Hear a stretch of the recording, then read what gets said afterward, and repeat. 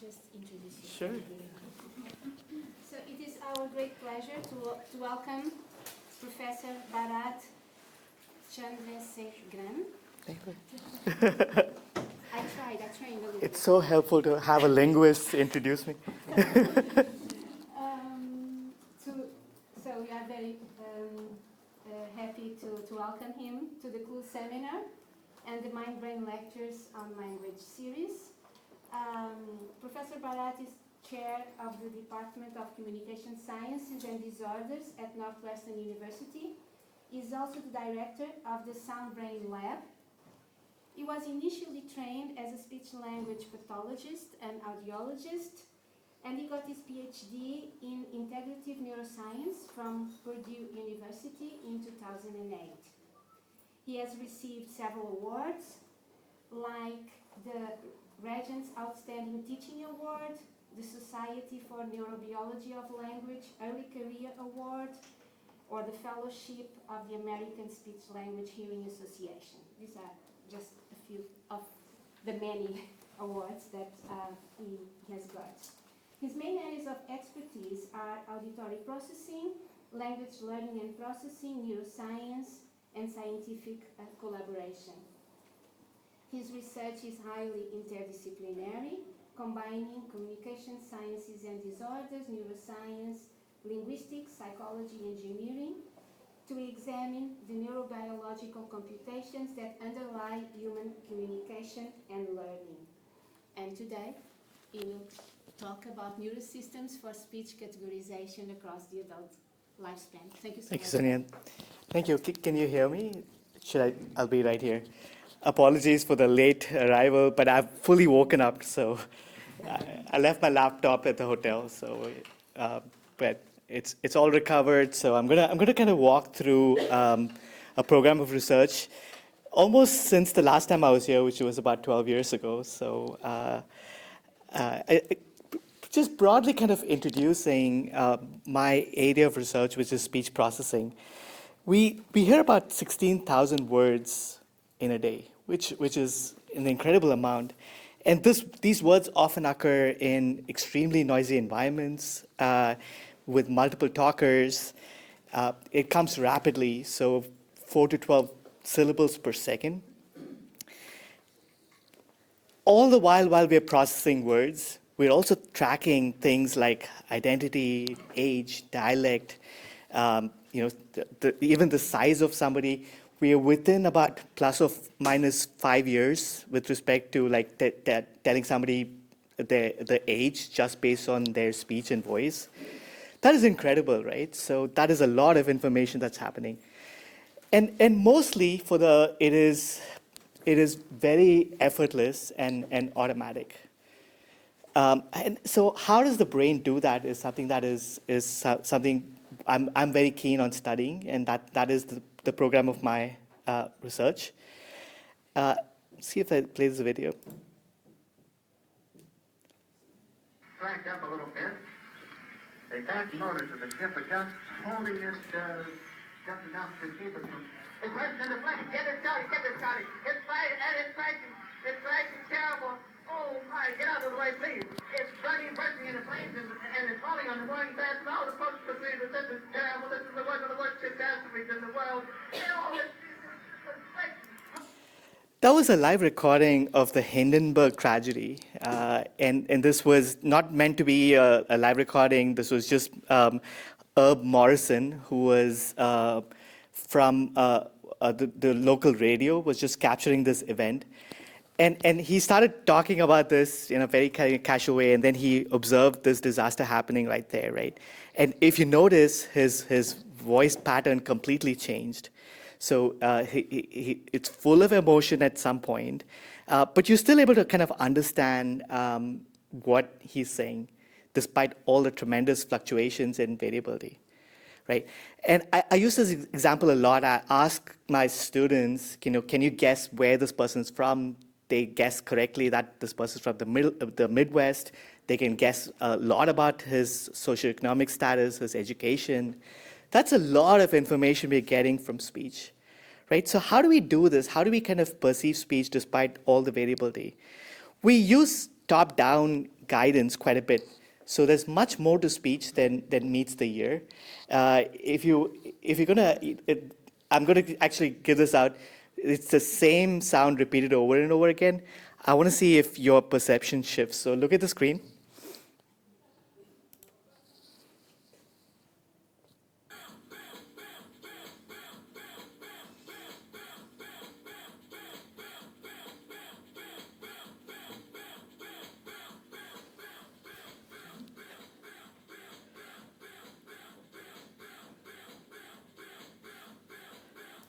Did that shift for you? Right, it's the same sound over and over again, bill, bill, bill, bill. But this is called the verbal transformation effect. Warren discovered this in 1961. And when you present sounds repetitively, the brain gets bored and starts making up things. I just accelerated that process by giving you the visual feedback. But if I just let you sit and listen to this over and over again, you will be transforming in your brain. The other kind of well-studied phenomena is sine wave speech. I'm going to play this clip here.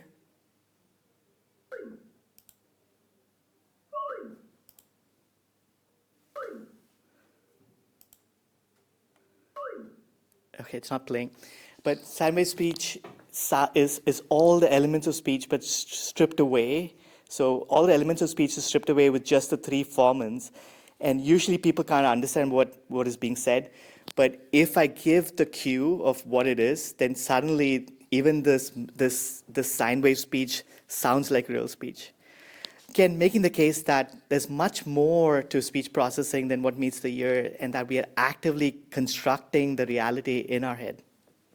And how do we do that? There's a very prominent model in visual processing that I use as a theoretical framework, which is called the reverse hierarchical theory. So the reverse hierarchy theory suggests that initial percept, so when we are perceiving things in the real world, we try to do it with minimal effort at the highest level possible. So we are trying to process the objects at higher level areas.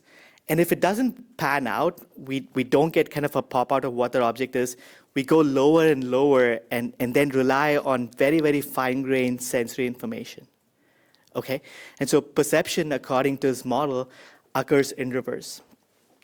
So my focus in my lab is how do we kind of take this sensory information that's coming at us so rapidly and so rich with so much variability and transform it into kind of discrete auditory categories, all right? And I look at how do people categorize, in this case, lexical tones, voices, the prosody of speech. And so this is the larger program of research. And I'm going to kind of talk to you about three things here. What is the neurobiological infrastructure for speech representation?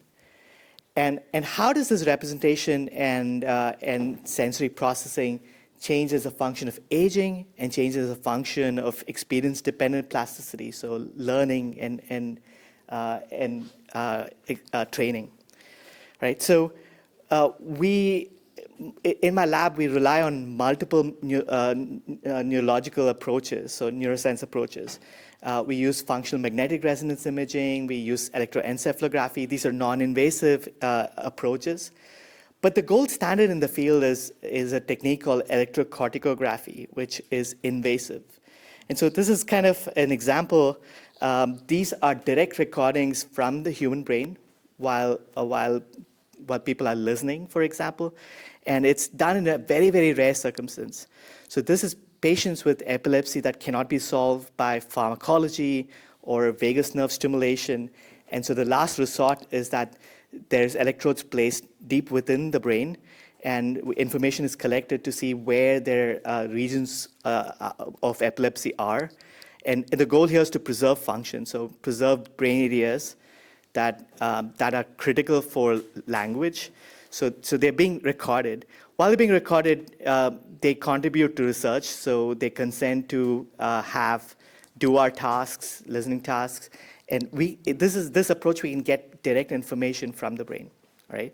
So most of the other techniques I'm going to show you is very removed, so it's non-invasive. So this is kind of the gold standard. So here's an example of what's happening. This is a high-density grid placed around the temporal lobe and the frontal lobe. So these are areas of brain key for, or what we think is key for spoken language processing. So typically what happens is you present a sound They were all good men. or speech, Fuming helpless, you watch them pass. and the continuous brain activity is recorded. Or something. The lifeboats were stuck fast. They'll roll off in another day. And what we do is mark the events of interest. So those events could be the onset of sound, it could be certain speech sounds, it could be certain linguistic features. And so we kind of mark that out and then extract that out and look at the brain responses directly to something like this. So this is spoken language.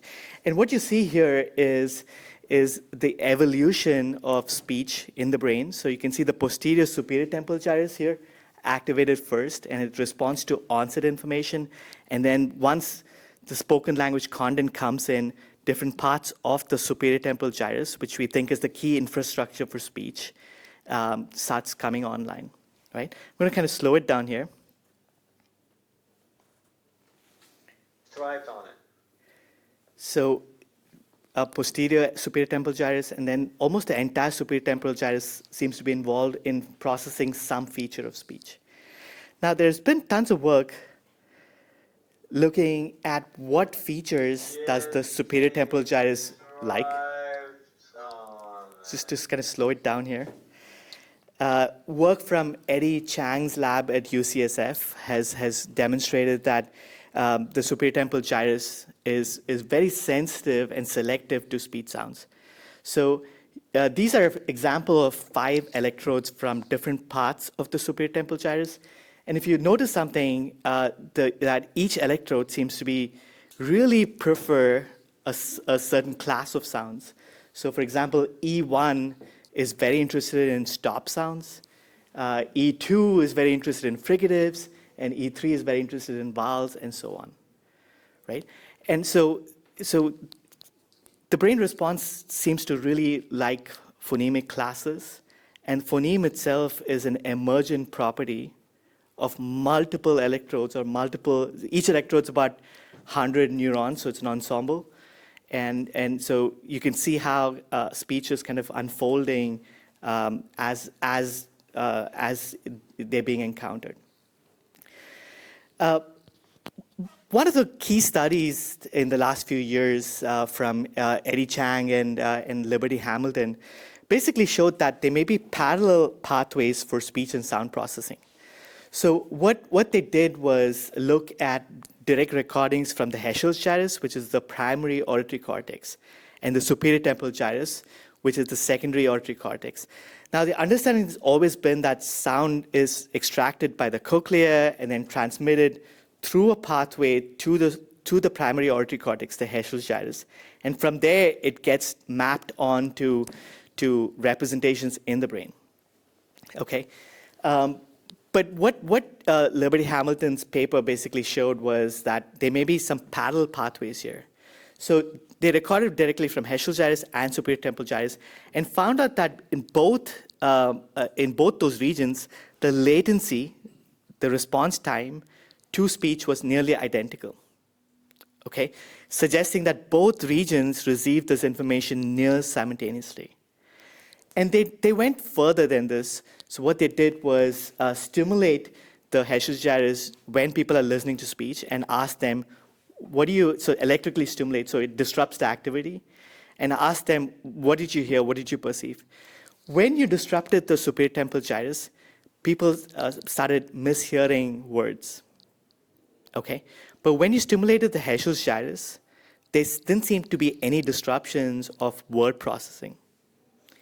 What they reported was hallucination, but nothing to do with word processing. They heard different pitch, but spoken language processing was preserved.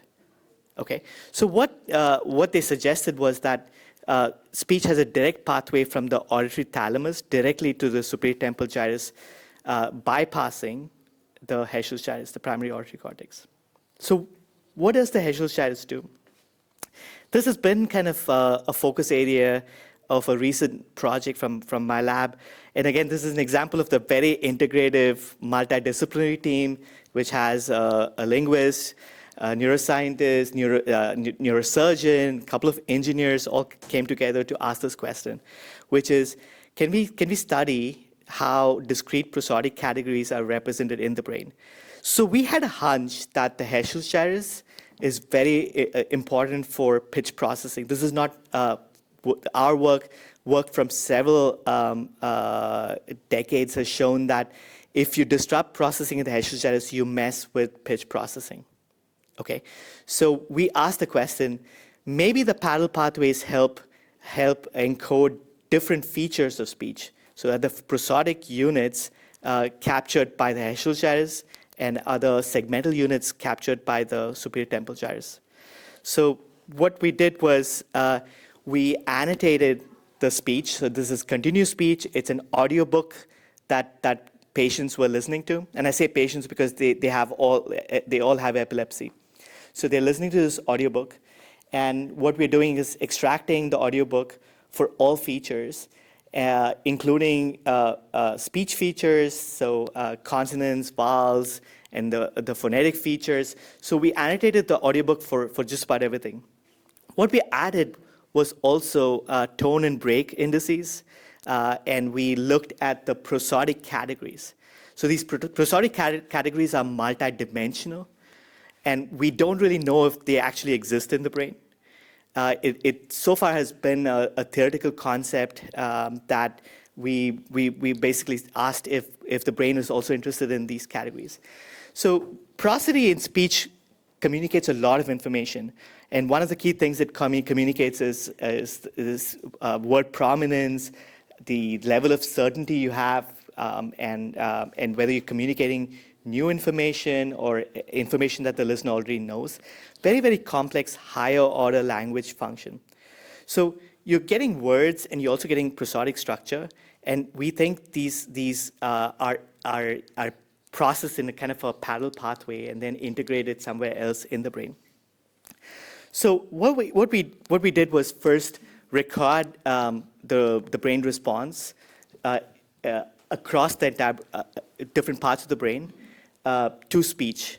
And so what you see on top in A is all the electrodes that shows activity in response to speech. So they're speech sensitive. Okay, we don't care if they're sensitive to one feature or other. If they're responsive to speech, we keep those electrodes.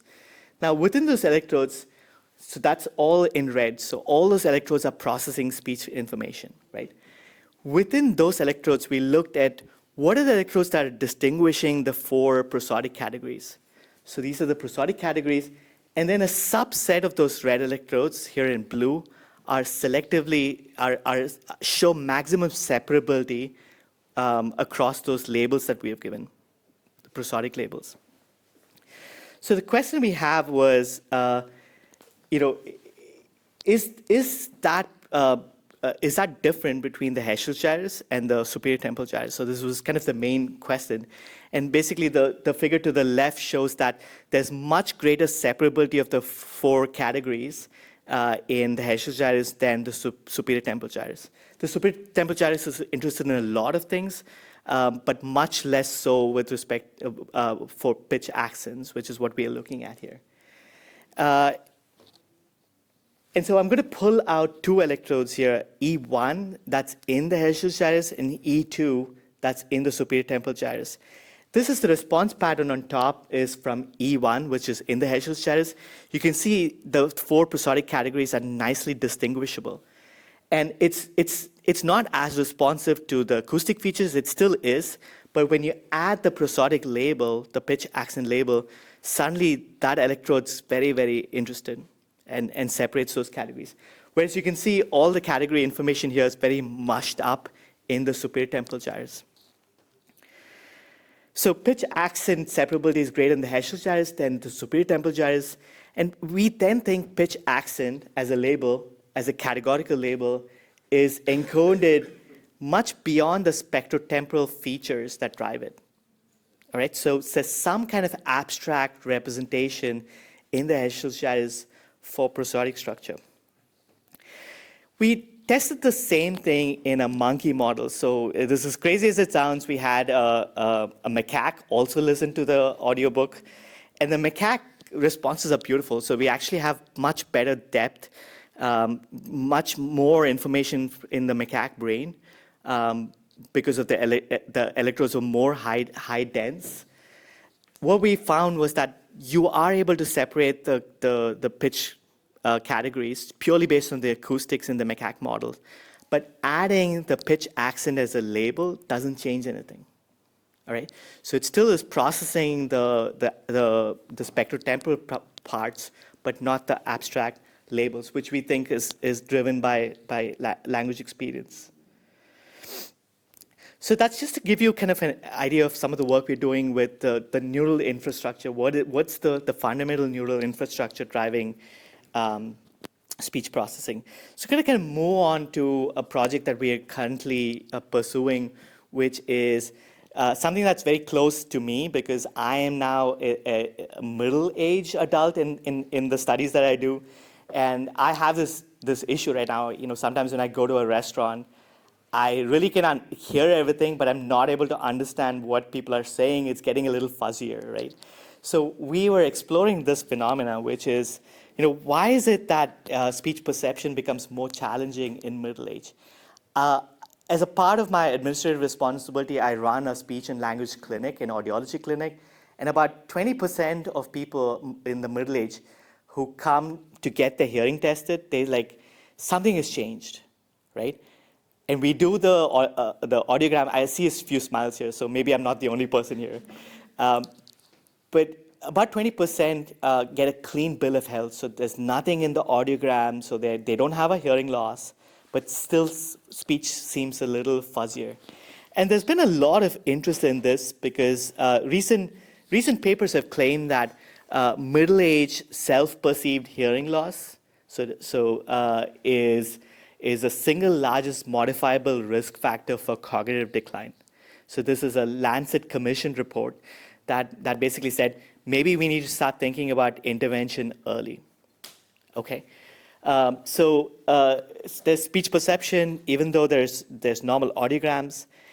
And when we are listening to speech in noisy environments or in different kind of contextual environments, something that happens is that representation of speech is not just at the core. So I remember I showed you the superior temporal gyrus from Eddie Chang's studies, where there's nice distribution of speech sounds representation in the superior temporal gyrus.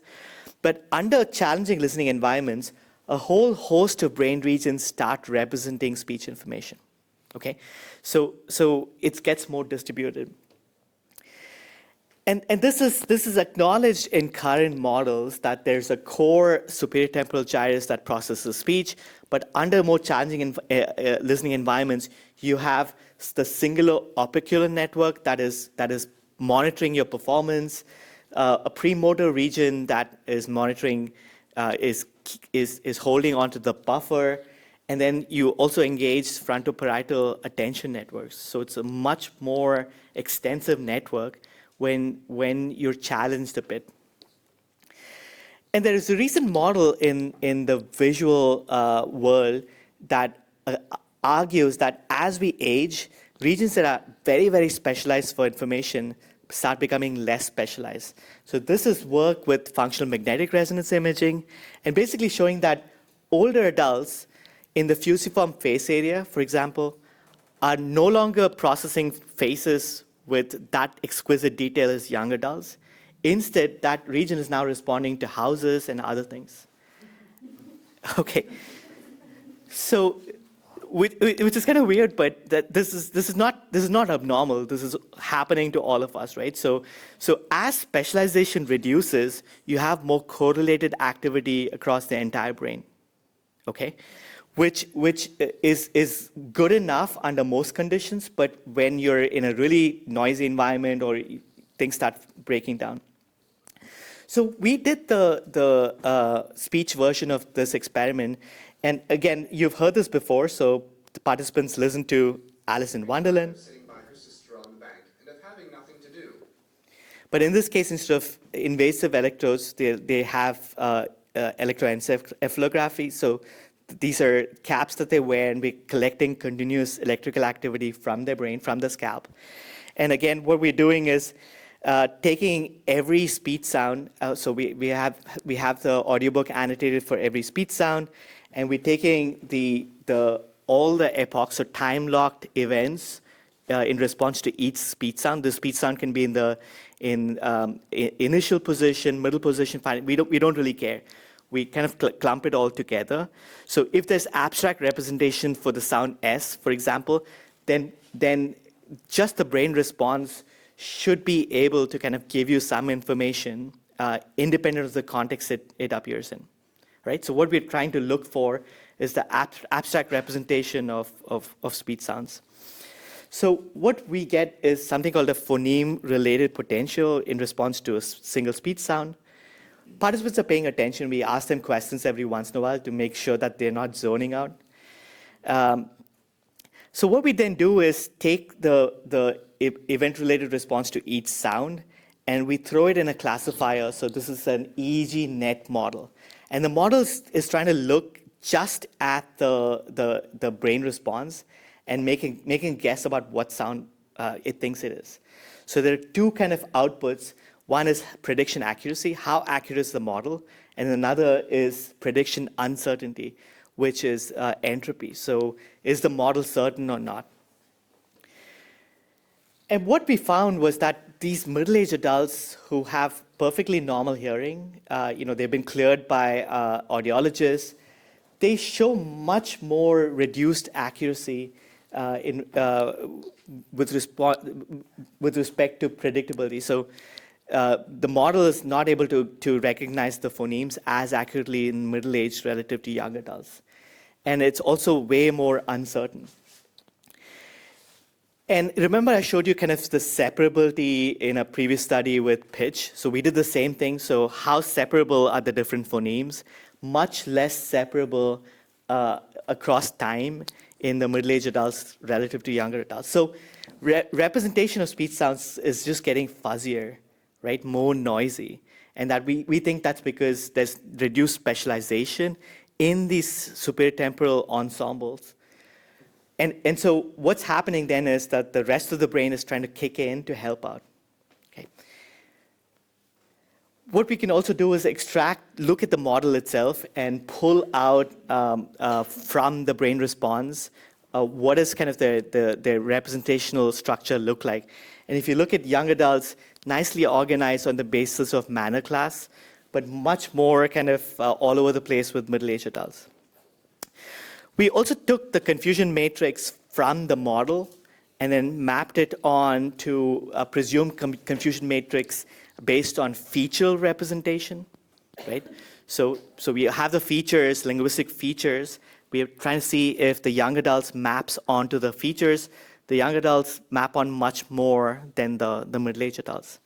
So all that to suggest that we think this is kind of a marker. So just like there's aging everywhere, cortical ensembles representing speech is also aging, and that means that it's less specialized, means that there's greater global correlation of all over the brain, which also means that even under quiet conditions, middle-aged adults are struggling a little bit more, but when you add noise, that specialization and the lack of specialization or reduction in specialization makes it really hard for them to process speech.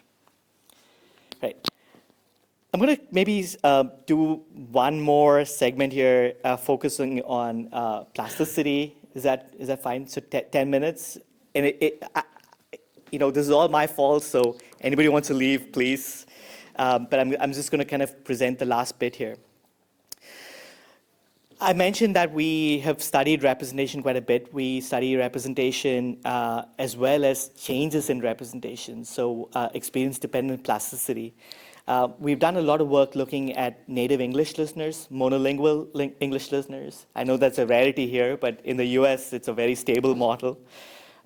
So these are monolingual listeners learning Mandarin tones, so not in real language, but we're just teaching them to process these different tones that happen in Mandarin. Mandarin has 4 pitch contrasts that within a syllable can change the meaning. And so what we are getting native English listeners to do is listen to each speech sound and then make a decision. We give them feedback, and we give them lots of variability, so multiple talkers, and they can learn within the session. So they can learn within 400 trials, and you can see chance is 25% because there are 4 tones, but they get much better over time. So this is kind of the example of the paradigm.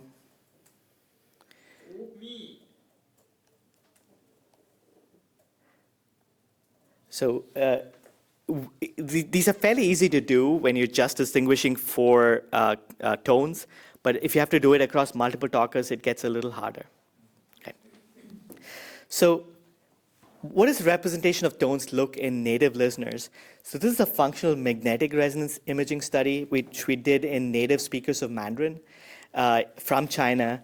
And what we do is very similar to the approach I showed you before, which is we're looking at patterns of voxels that the machine learning algorithm can use to distinguish the different tone categories.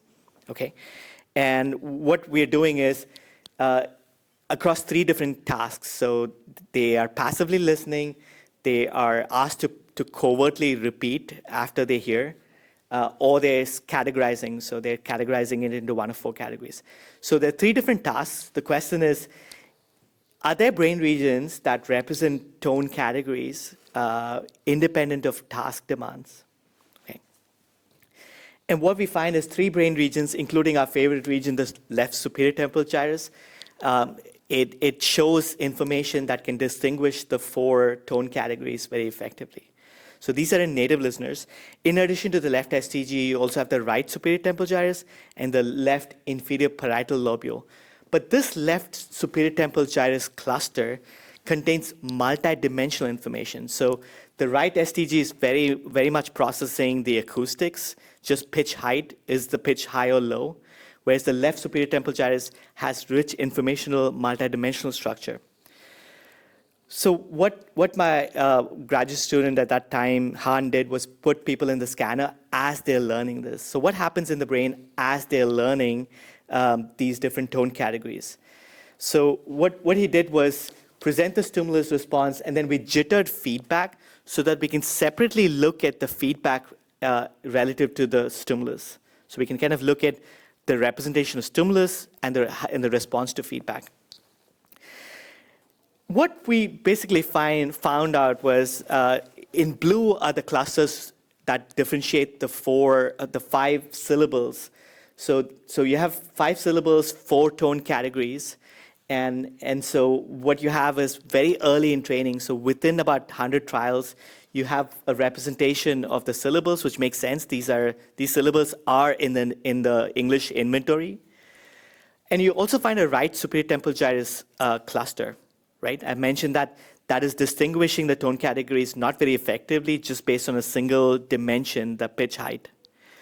But what remarkably, within the span of the experiment, we find that the left superior temporal gyrus structure starts distinguishing these tone categories in native English listeners. So this is rapid plasticity that subserves behavioral performance.